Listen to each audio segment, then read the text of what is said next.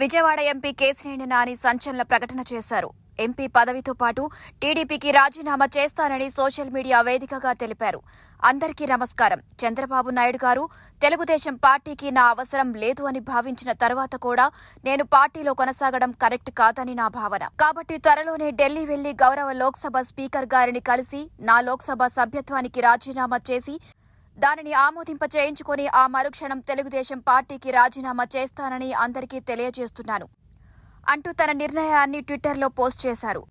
అయితే టీడీపీలో గత కొన్ని రోజులుగా విజయవాడ ఎంపీ కేశినేని నాని వ్యవహారంపై తీవ్ర చర్చ నడుస్తోంది. మొన్న తిరువూరు సభ విషయంలో కేశినేని బ్రదర్స్ మధ్య మొదలైన పొలిటికల్ వార్ మరింత ముదిరింది. చంద్రబాబు ఆదేశాలతో తనను టీడీపీ నేతలు కలిశారని, తిరువూరు సభకు సంబంధించిన పార్టీ కార్యక్రమాల్లో దూరంగా ఉండమని చెప్పినట్టు సోషల్ మీడియా ద్వారా తెలియజేశారు కేశినేని నాని. అలాగే వచ్చే ఎన్నికల్లో విజయవాడ ఎంపీ సీటు వేరొకరికి ఇవ్వబోతున్నట్లు తనతో చర్చించిన విషయాన్ని వెల్లడించారు. పార్టీ అంతర్గత వ్యవహారాల్లో జోక్యం చేసుకోవద్దని పార్టీ నేతలు తనతో చెప్పినట్లు వివరించారు.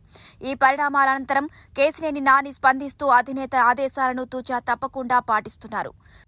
రామభక్త హనుమాన్ లాగా చంద్రబాబు చెప్పినట్లే నడుచుకుంటానంటూ నాని మళ్లీ ట్విస్ట్ ఇచ్చారు.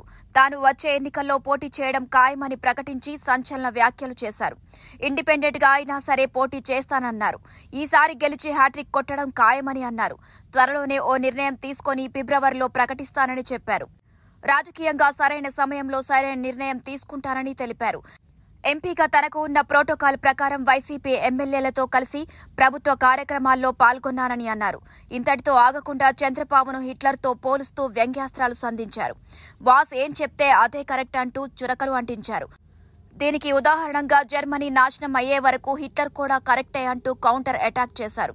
గత కొన్నేళ్లుగా పార్టీలో ముఖ్య నాయకుడిగా ఉన్న కేశినేని నాని చివరి నిమిషంలో దూకుడుగా వ్యవహరించి ముందుగా ఎంపీ పదవికి, ఆ తర్వాత పార్టీకి కూడా గుడ్ బై చెబుతున్నట్లు కీలక ప్రకటన చేశారు.